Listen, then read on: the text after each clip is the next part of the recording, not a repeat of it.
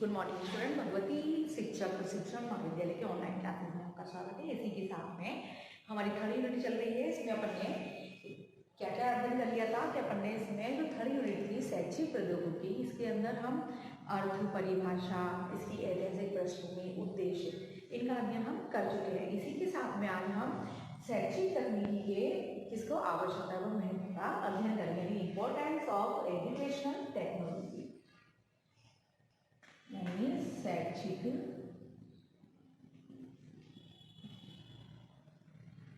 तकनीकी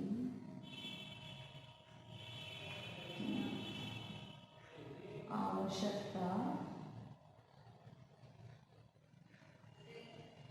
एवं महत्व।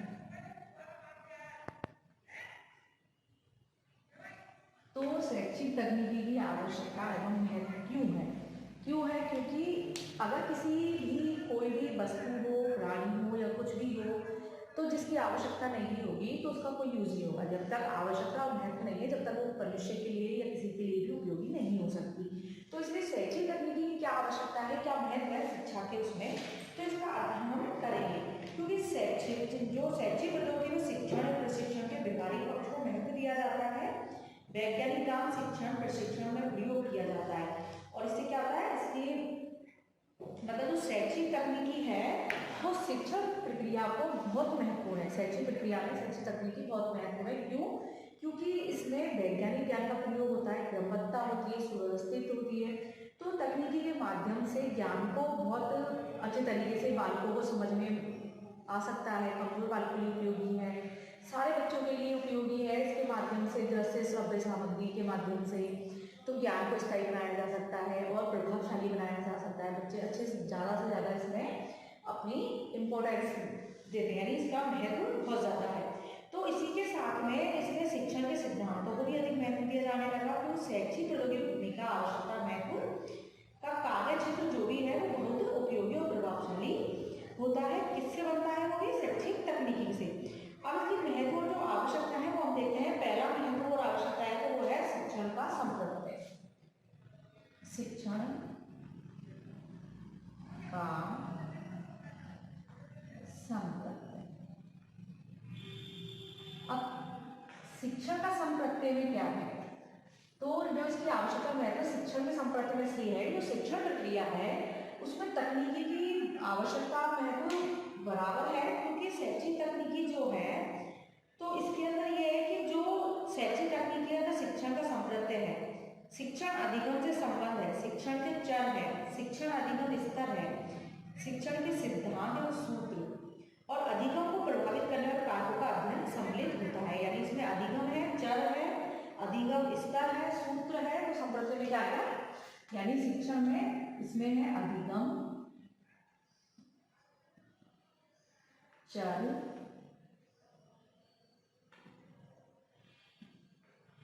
है ना, और इसमें जो भी चीजें आती है अधिगम से मतलब सीखने से जुड़ी हुई जो है, शिक्षण में सीखने का जो भी स्तर है उसमें है अधिगम हो गया, चर हो गए, स्तर हो गया, सूत्र है, सिद्धांत है, यानी अधिगम, स्तर,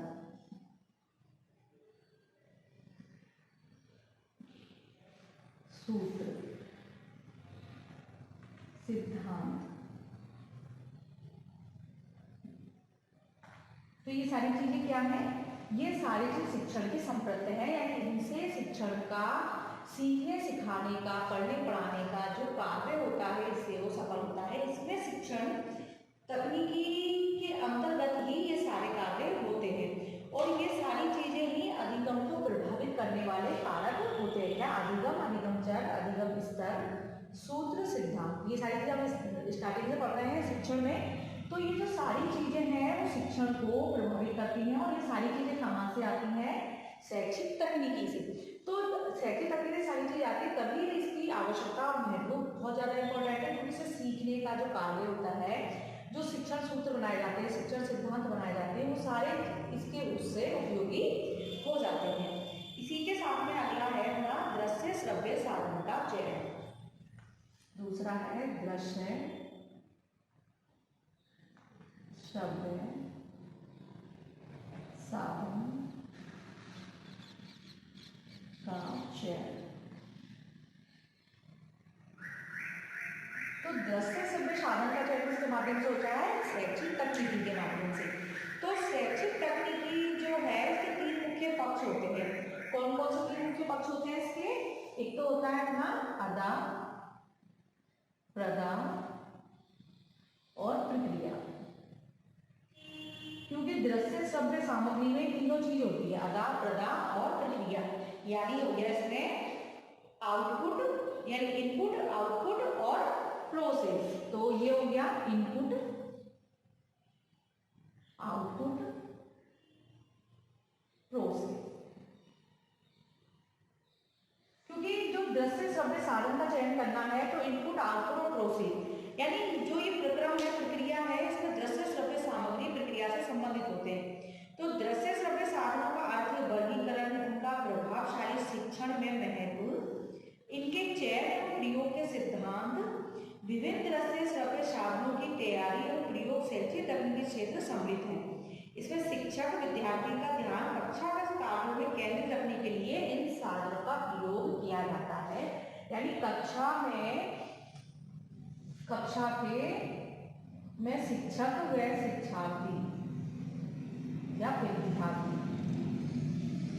तो इनमें जो केंद्रीकरण करना है यानी कक्षा में कार्यों में केंद्रित रखने के लिए, यानी कक्षा कार्य जो भी होते हैं, जो वर्क होता है, तो केंद्रित करने के लिए इसमें इनपुट, आउटपुट, प्रोसेस ये प्रक्रिया रखनी होती है। क्योंकि शिक्षक जो अपने ज्ञान को जो ग्रहण है उसके अंदर उसको बाहर निकालेगा, तो विद्यार्थी उसको ग्रहण करेगा। विद्यार्थी ग्रहण कर लेगा तो उसमें क्या होगी? प्रक्रिया होगी। इसमें शिक्षक और शिक्षार्थी के मध्य और जो ज्ञान है उसके मध्य वो।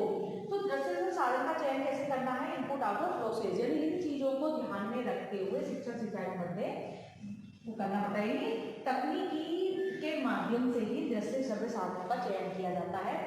इसलिए तकनीकी की आवश्यकता है जिसमें शिक्षण कार्यों में यानी शिक्षा के क्षेत्र में तकनीकी का प्रयोग क्यों है? क्योंकि दृश्य श्रव्य साधन का चयन कैसे करना है, विद्यार्थियों में कितनी आवश्यकता है, कितनी नहीं है, ये सारी चीजों को ध्यान में रखते हुए, इसके महत्व को और आवश्यकता को ध्यान में रखते हुए तकनीकी के माध्यम से ही दृश्य श्रव्य साधनों का चयन किया जाता है। इससे कितना आउटपुट होगा, कितना इनपुट होगा और कितनी प्रोसेस होगी। तो ये सारी चीजों को ध्यान रखते हुए दृश्य श्रव्य साधनों का चयन किया जाता है। अगला बनता है शिक्षण अधिगम प्रक्रियाओं का विश्लेषण। तीसरा है शिक्षण अधिगम। तो इसमें मतलब हर शिक्षण प्रक्रिया में यही है कि इनपुट, आउटपुट, प्रोसेस ये प्रक्रिया चलती रहती है और प्रक्रिया नहीं होगी तो क्रियाएं भी नहीं होगी। तो प्रक्रियाओं का होना जरूरी होता है। प्रक्रियाओं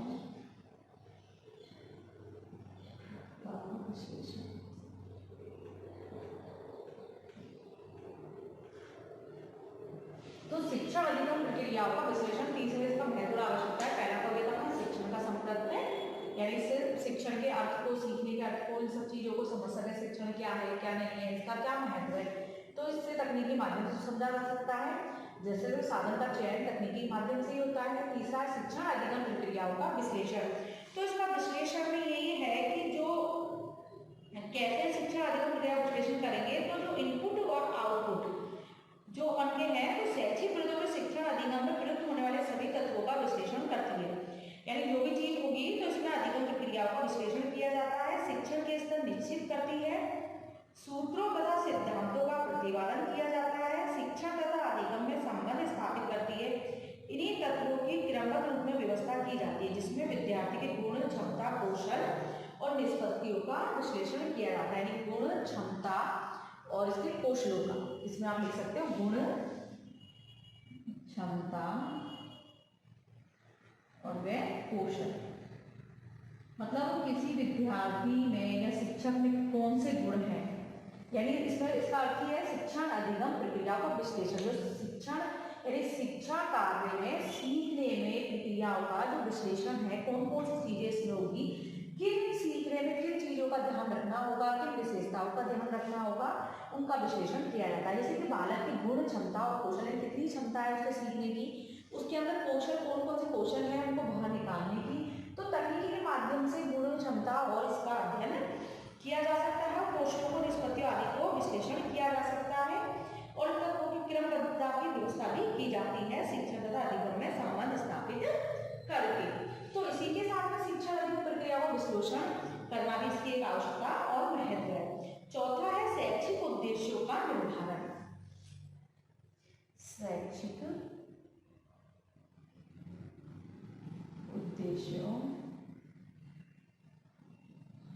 का निर्धारण।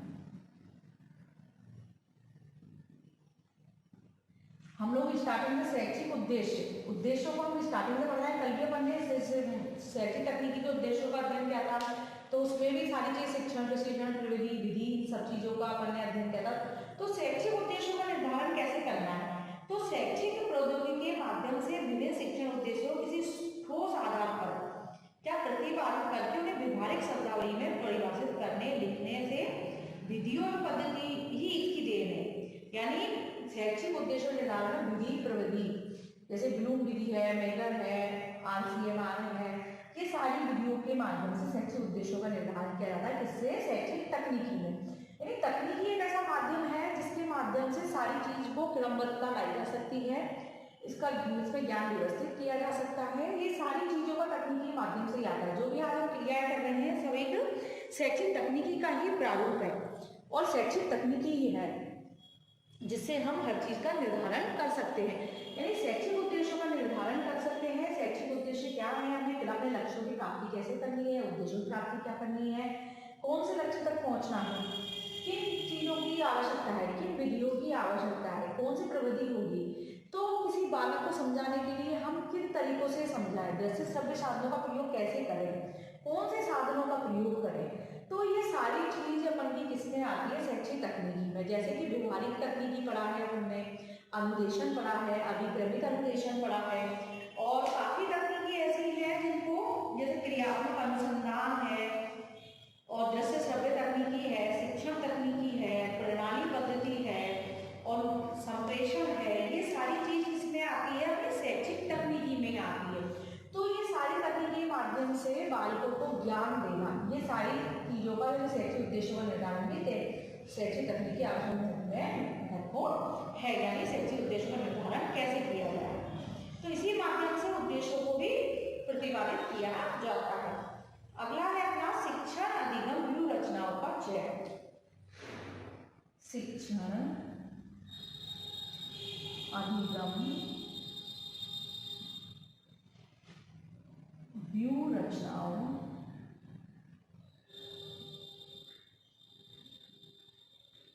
का चयन।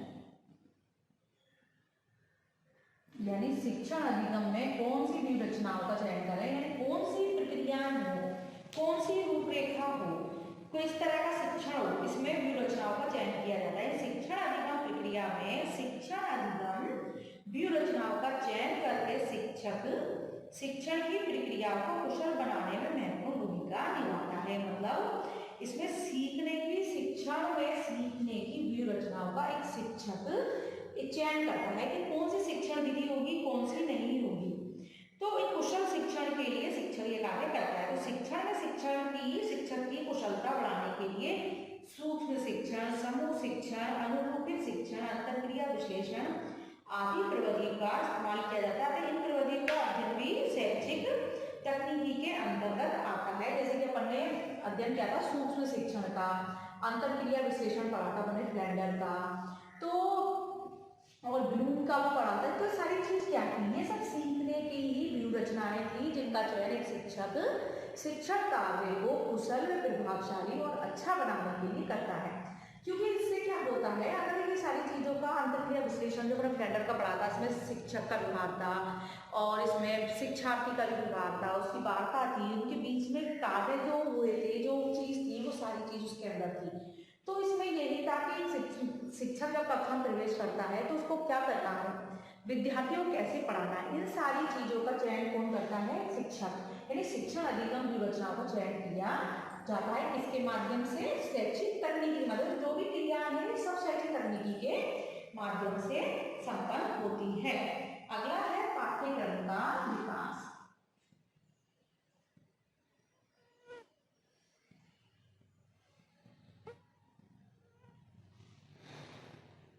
अगला छठा पॉइंट आ गया अपना पाठ्यक्रम का विकास। तो शैक्षिक प्रौद्योगिकी को निश्चित उद्देश्यों को ध्यान में रखते ही हुए पाठ्यक्रम को परिष्कृत करती है तथा उसका उचित विकास करती है कि शैक्षिक तकनीकी के माध्यम से ही जो अपन को जितना सिलेबस है, जैसे कि आपको 5 यूनिट का अध्ययन करना है कि मतलब पाठ्यक्रम में और कौन कौन सी चीजें होंगी, किन किन चीजों को शामिल करना है। जैसे कि आपको अध्यापक बनना है तो शिक्षण कौशल देखने हैं, सूक्ष्म शिक्षण के माध्यम से उनको अपना सीखना है, किन माध्यमों से पढ़ाना है, कौन कौन से कौशल विद्यार्थी में होने चाहिए, शिक्षक में होने चाहिए, उन सारी चीज़ों का अध्ययन इसके हिसाब से होता है। यानी तकनीकी के माध्यम से ही पाठ्यक्रम निश्चित किया जाता है और इसका विकास किया जाता है कि कक्षा में या विद्यार्थियों में इन चीज़ों को कैसे समझाया जाए, कैसे पढ़ाया जाए, कौन सी चीज़ें ऐसी हैं जो विद्यार्थियों की आवश्यकताओं की पूर्ति करती हो, जिससे विद्यार्थियों की आवश्यकता पूर्ति हो जाए। पाठ्यक्रम का विकास इसी के माध्यम से किया जाता है कि कौन से उद्देश्य हो, कौन सी चीज़ें हो, पाठ्यक्रम में किन किन चीज़ों को शामिल करना है, सिलेबस के अकॉर्डिंग हो, मतलब बालकों की योग्यता के अनुसार हो, कितने मतलब इसमें जो कहते हैं ना पाठ्यक्रम का होता है, जब विद्यार्थी वगैरह होता है, छोटी कक्षा के विद्यार्थी होते हैं तो उनको कहते हैं कि बच्चों को चित्र के अनुसार पढ़ाया जाए, है ना। हर बुक में आजकल आपने देखा होगा जो बुकें होती हैं, बच्चों की जो बुक होती है, छोटे बच्चों की प्राइमरी लेवल की, तो उसके अंदर हर पेज में चित्र बने हुए होते हैं, पाठ होते हैं तो उसमें चित्र बने होते हैं। क्यों होते हैं कि बच्चा उन चित्र को देख के ज़्यादा आकर्षित होता है, उनको देख के पढ़ता है, उनको चित्र समझने की कोशिश करता है चित्र के माध्यम से कि इसमें कौन कौन सी क्रियाएं होंगी, तो बच्चों से क्या जल्दी कैच कर देता है। तो वो सब क्या है, तकनीकी है बच्चों को समझाने के, पढ़ाने के लिए। तो पाठ्यक्रम का विकास भी शैक्षिक तकनीकी के माध्यम से ही किया जाता है। अब अपना 7वां है अधिगमकर्ता के व्यवहार का विश्लेषण। अधिगमकर्ता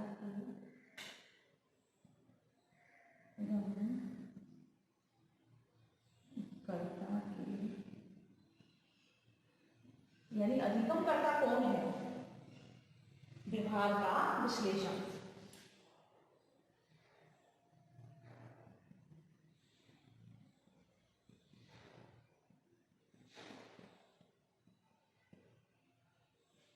यानी अधिगमकर्ता यानी जो भी सिखाने वाला है उसके व्यवहार का कैसे विश्लेषण होगा। यानी अधिगमकर्ता यानी प्रौद्योगिकी द्वारा ये जानकारी प्राप्त करनी होती है कि विद्यार्थी में व्यक्तिगत भिन्नता होती है सभी जानते हैं। शिक्षण अधिगम को प्रभावशाली बनाने के लिए तकनीकी अधिगमकर्ता को पहचान करने में मदद करता है। इसमें अभिगमित अधिगम करने की छात्रों को भी गति के अनुसार सीखने के अवसर देती है। यानी अधिगमकर्ता यानी सीखने वाला कौन है, सीखने वाला कौन है और वो क्या चाहता है। तो अधिगमकर्ता व्यवहार का विश्लेषण करेंगे जैसे व्यक्तिगत भिन्नता के आधार पर कि एक विद्यार्थी में कौन सी भिन्नता है, कौन सी उसमें सीखने की क्षमता किसमें अधिक है, किसमें कम है। यानी अपन एक चीज देखते हैं ना, प्रतिभावान मनोविज्ञान को, प्रतिभाशाली बालक, मंदबुद्धि बालक, जड़बुद्धि बालक और सामान्य बालक, ये सारी चीजें अपन पढ़ते हैं। तो इसमें अपन को कैसे पता लगता है, वो तकनीकी के माध्यम से ही पता लगाते हैं अपन कि ये बालक कितना इंटेलिजेंट है, कितना नहीं है। तो कई प्रक्रियाएं करते हैं, उनके साथ क्रियाएं करवाते हैं उनसे, जिससे पता लग जाता है कि बालक में कितनी क्षमता है, कितनी नहीं है।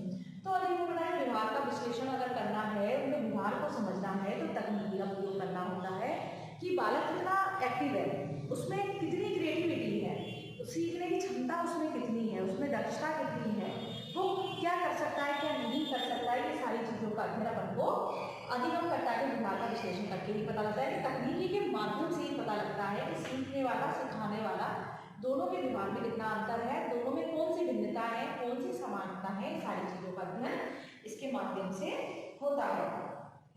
क्योंकि तकनीकी जो है उसमें छात्रों की कमियों को, उनकी कमी कौन सी है, कौन सी नहीं है, उनमें कौन सी अच्छाइयाँ हैं, कौन से गुण हैं, तो ये सारी चीज़ गुण, क्षमता, कौशल सभी का अध्ययन अधिगमकर्ता व्यवहार का विश्लेषण तकनीक के माध्यम से किया जाता है। तो इसलिए तकनीकी की आवश्यकता महत्वपूर्ण है शिक्षा के क्षेत्र में, जिससे कि विद्यार्थी के ज्ञान का पता लगाया जा सके, उनको अच्छे से अच्छा ज्ञान दिया जा सके।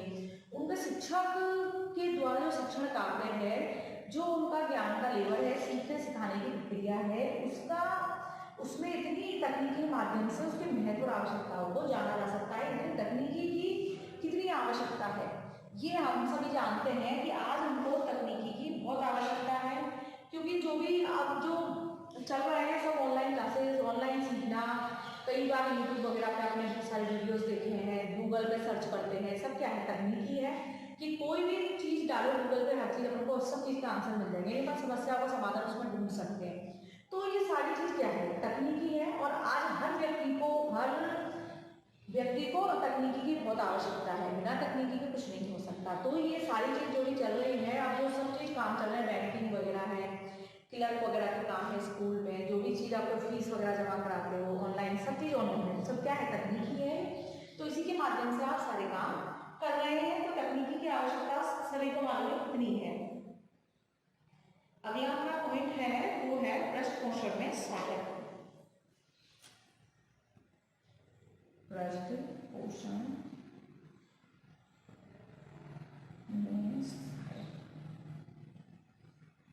यानी फीडबैक, बालक के विद्यार्थी ने कितना अच्छा किया, कितना नहीं किया। एक शिक्षक और विद्यार्थी दोनों को फीडबैक में बहुत सहायक होती है तकनीकी। यानी इसके माध्यम से जन शैक्षिक तकनीकी के माध्यम से संपूर्ण शिक्षण प्रक्रिया पर उचित नियंत्रण स्थापित करने एवं दृष्टिकोण प्रदान करने का कार्य भी तकनीकी करती है। इससे छात्र तथा अध्यापक शिक्षण विधियों की सफलता की जांच करते हैं तथा त्रुटियों के बारे में उन्हें जान करते हैं। इससे प्रश्न पोषण की विधियों का चयन, विकास तथा उनकी उपयोगिता संभव हो सकती है। यानी क्या क्या हो सकता है, इससे मतलब फीडबैक मिलता है कि अपन ने क्या किया, कौन सी विधि अच्छी थी, कौन सी नहीं थी। अपन के कार्य का पता किससे लगता है, फिर प्रश्न पोषण के माध्यम से, कि अपन ने ये कार्य किया और अपन का इतना अच्छा है। तो इन चीज़ों का पता किससे लगा सकते हैं, तकनीकी के माध्यम से। तो तकनीकी में यही है कि किस प्रकार के उद्दीपन शिक्षार्थी को प्रश्न पोषण मिलता है, किन प्रकार से नहीं मिलता।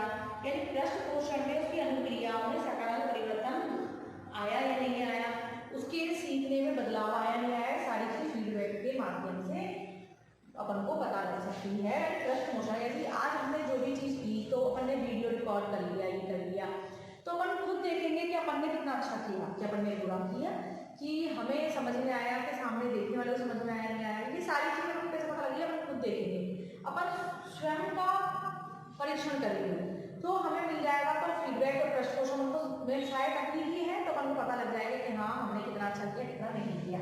तो फीडबैक से यही होता है कि विद्यार्थी को फीडबैक मिलता रहता है, तो वो अपना शिक्षा के क्षेत्र में वो आगे बढ़ते बढ़ते अपना जो उसका कार्य होता है, कितना सफल है, कितना असफल है, ये सारी चीज़ों का पता लग सकता है। और अगर सफल है और अच्छा किया है, तो वो और आगे अच्छे से अच्छा करने की कोशिश करता है। और जो कमजोर विद्यार्थी भी होते हैं, उनको भी अपनी अगर गलतियों का इनका पता लगता रहता है, तो वो भी और अच्छा करते हैं और कमजोरियों को दूर करके वो आगे बढ़ने की कोशिश करते हैं एक दूसरे को देखकर। जैसे एक बालक अच्छा करता है, इंटेलिजेंट है, तो कमजोर बालक को अगर इंटेलिजेंट बालक के साथ में बिठा दिया जाए, तो वो उसको देखकर सीखने लगेगा कि बालक कितना अच्छा करता है, मेरा दोस्त इतना अच्छा करता है, इतना अच्छा पढ़ता है, तो उसके साथ रह रहे तो उसमें भी वो गुण आने लगते हैं। आते हैं ना कहते साथ में, जैसे कि अपन ने देखा गिरगिट को देख के गिरगिट रंग बदल देता है, देखा ना ये चीज अपन ने देखी। तो इसी प्रकार से अगर कमजोर बालक को या इंटेलिजेंट बालक के साथ बिठा दिया जाए, तो वो भी उसको कैच करके उसके गुणों को सीखेगा, उससे सीखने की कोशिश करेगा, उसके जैसे बनने की कोशिश करेगा। तो ये बहुत फर्क पड़ता है, क्योंकि फीडबैक भी होता है, प्रश्न पोषण होता है कि शिक्षक का कोई बहुत अच्छा पढ़ता है, बहुत इंटेलिजेंट है, तो उसको भी इससे ज्ञान मिलेगा। तो ये सारी चीज फीडबैक पर डिपेंड करती है। तो इसी के साथ में अगला है शिक्षण प्रतिमान। 9वां पॉइंट है हमारा शिक्षण प्रतिमान।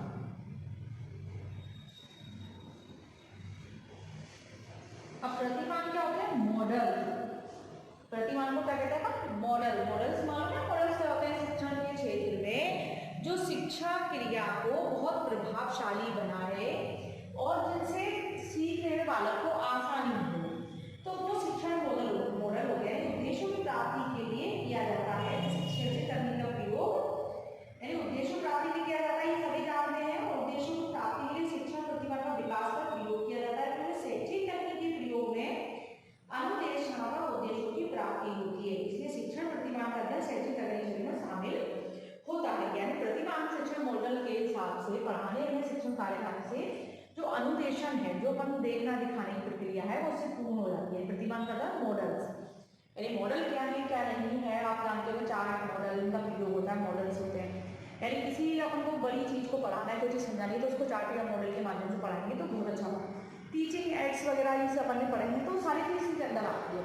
इससे क्या है, तकनीकी का हम आगे तो तकनीकी नहीं होती, तो ये कहाँ से आते हैं मॉडल, सब प्रोसेस कहाँ से होती है, होता ही। इसी के साथ में अगला पॉइंट है मूल्यांकन द्वारा उचित नियंत्रण। 10वां है मूल्यांकन द्वारा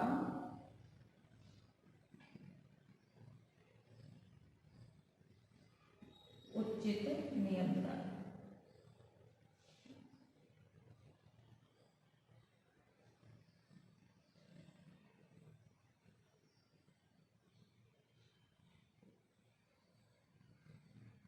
तो मूल्यांकन के द्वारा पूछा जाए तो हमारे को मूल्यांकन से पता लग जाता है कि हमें कितनी कमजोरी है, हमारे अंदर कितना नहीं है।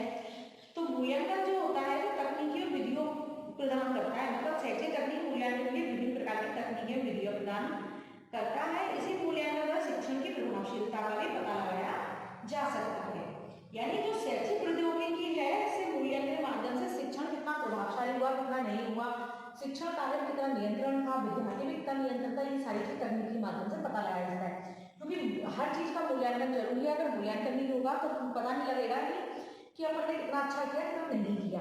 फीडबैक और ये दोनों चीज बहुत जरूरी होती है। फीडबैक से बच्चे में क्रियाशीलता आती है, वो क्रियाशील होता है, और मूल्यांकन से उसको अपनी कमी और उसकी अच्छाइयों का दोनों चीजों का पता लग जाता है। तो मूल्यांकन वो प्रक्रिया है जिससे हम, क्योंकि हम सभी पढ़ रहे हैं, सारी चीज अपन के एग्जाम होते हैं, एग्जाम क्यों होते हैं, वो अपने मूल्यांकन के लिए होते हैं, जिससे हमने कितना अच्छा पढ़ा, पूरे साल हमने क्या किया, पूरे साल हमने कितना अच्छा नहीं पढ़ा या नहीं पढ़ा, अपनी तैयारी कैसी की कैसी नहीं की, वो अपन के रिजल्ट से पता लग जाता है। वो मूल्यांकन की प्रक्रिया ही है, और वो मूल्यांकन ही है कि अपना एग्जाम देते हैं तो अपना पूरा मूल्यांकन साल का मूल्यांकन होता है, तो उससे पता लग जाता है कि हमने क्या किया क्या नहीं किया। उसके माध्यम से कक्षा में जैसे टेस्ट वगैरह लेते हैं, मौखिक या लिखित पूछ लेते हैं, तो ये सब मूल्यांकन से क्या होता है, बालक पे नियंत्रण हो जाता है, विद्यार्थी नियंत्रण में रहता है, उसको अपना पता लग जाता है कि कितना अच्छा पढ़ा है कितना नहीं पढ़ा है, तो मूल्यांकन द्वारा उचित नियंत्रण हो जाता है। इसी प्रकार से जो शिक्षण के लिए आवश्यकता महत्व है तो यही है कि शिक्षण प्रक्रिया को आगे बढ़ाने के लिए समुचित पुनर्बलन की प्रविधियों का चयन करके प्रयोग करते रहना चाहिए, जिससे क्या होता है कि उद्देश्यों की प्राप्ति के लिए कानून व्यवस्था रचना की जाती है, तो वो भी तकनीकी का ही माध्यम है, चाहे वो कहीं पर भी हो।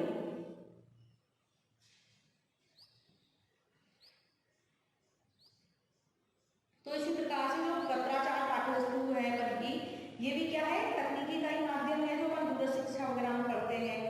और प्रशासन वाली समस्या है, जो कहीं की भी समस्या है, देश विदेश गांव वगैरह सब, तो वो सारी चीजों को तकनीकी माध्यम से दूर किया जा सकता है। तो इस प्रकार शैक्षिक तकनीक का व्यापक और विशद कार्य शिक्षा के सभी पहलुओं से संबंधित है। इनका प्रयोग शिक्षण अधिगम प्रक्रिया, शिक्षण प्रशिक्षण प्रणाली, मूल्यांकन, पृष्ठपोषण, शिक्षण तकनीकी, व्यवहारिक तकनीकी आदि क्षेत्र में बहुत महत्वपूर्ण है। तो इसकी जो तकनीकी की आवश्यकता महत्व शिक्षण अधिगम प्रशिक्षण की दृष्टि से देखा जाता है, मतलब शिक्षण प्रशिक्षण